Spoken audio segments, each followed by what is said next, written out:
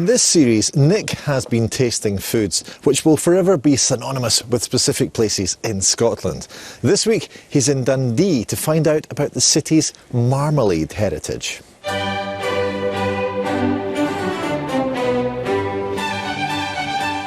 Mention Dundee and you think jute, jam, journalism and marmalade. But why did a preserve made with exotic fruit from far away become synonymous with this industrial Scottish city? The story goes that in the 18th century, a ship carrying a cargo of Seville oranges took refuge from a storm here in the port of Dundee.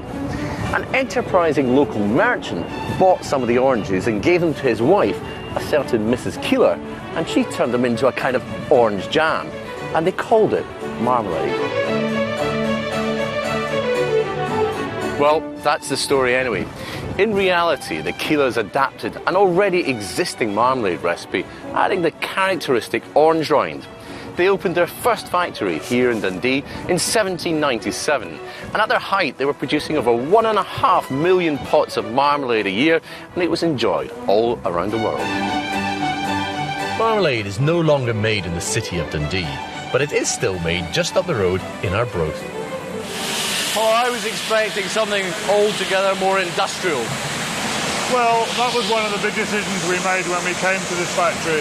Do we keep to the artisan method that we had before, or do we do something of a volume nature? And we decided that the taste differential was so important that we had to keep to the authentic boiling method. It smells absolutely incredible. I mean, how did the guys manage not just to gorge themselves in it?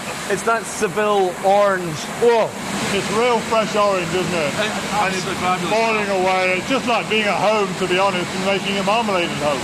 So you've got lots and lots of these copper bottom pans. Yeah. Where does the marmalade go from here? So after here, it goes to the filling section. And so obviously we're going to check it in the laboratory, and then we're going to move it on to the filling section, and we'll see that next.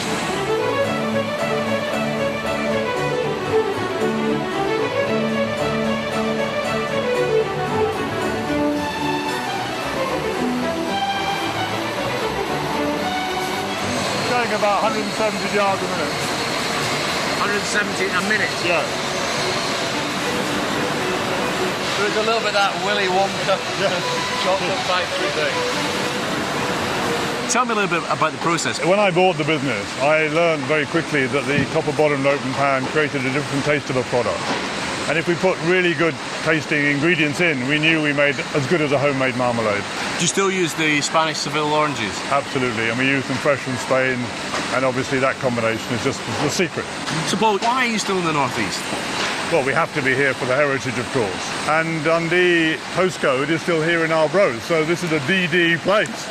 And therefore it's absolutely perfect for us to maintain the heritage and to maintain the skills of the people in this town, because we employ 150 people now. We're a very significant employer, and we really value what they do for us. Now, what about the marmalade itself? Where does it end up? Who are you selling it to?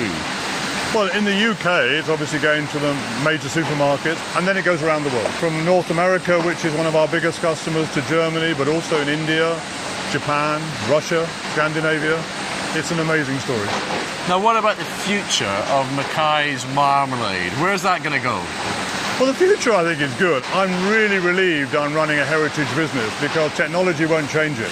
It's not like the phone or the camera. The technology moves on. No, the food and the heritage and Dundee will always be in place. So we hope that the history of Dundee will be long, and our marmalade making here in Arbroath will be just as long. Marmalade is something that is very close to my heart. It's what I have most mornings for breakfast on a piece of toast. And I'm something of an aficionado, so... Wow. That is delicious.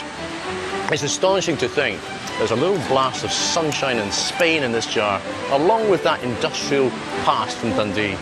Delicious.